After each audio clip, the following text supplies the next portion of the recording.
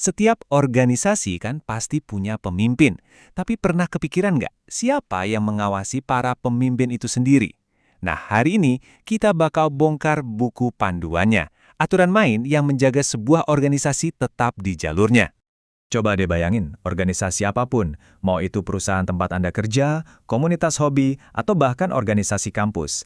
Kalau pemimpinnya bikin keputusan, siapa sih yang berhak bilang, "Hei, tunggu dulu, ini bener nggak?" Siapa yang memastikan mereka tetap bertanggung jawab?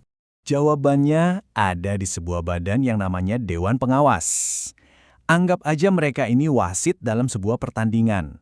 Tugas mereka bukan ikut main, tapi memastikan semua pemain, terutama para pimpinan, patuh sama aturan main yang sudah disepakati bersama. Jadi, siapa sih sebenarnya para penjaga ini? Mereka itu bukan cuma sekedar nama di atas kertas loh.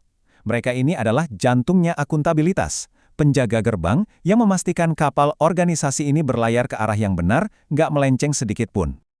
Oke, tugas mereka ini kelihatannya kompleks banget ya. Ada 6 fungsi utama. Tapi tenang, kita akan coba sederhanakan. Keenam fungsi ini sebetulnya bisa kita kelompokkan jadi 3 peran besar. Yuk kita bedah satu persatu biar kebayang gambaran utuhnya. Nah, pilar yang pertama ini adalah fondasinya, pengawasan. Ini soal memantau, memeriksa, dan mastiin semuanya berjalan sesuai rencana. Ini nih mekanisme inti yang jadi dasar dari semua kekuatan mereka. Ketiga fungsi ini tuh kayak trio penjaga yang solid. Supervisi itu ibarat matanya yang selalu mengawasi. Penganggaran itu tangannya yang megang dompet. Dan legislasi itu suaranya yang ikut nulis aturan main. Kalau digabung, mereka jadi benteng pengawasan yang kuat banget. Terus supervisi itu di lapangan ngapain aja sih? Wah, ini bukan cuma ngeliatin dari jauh ya.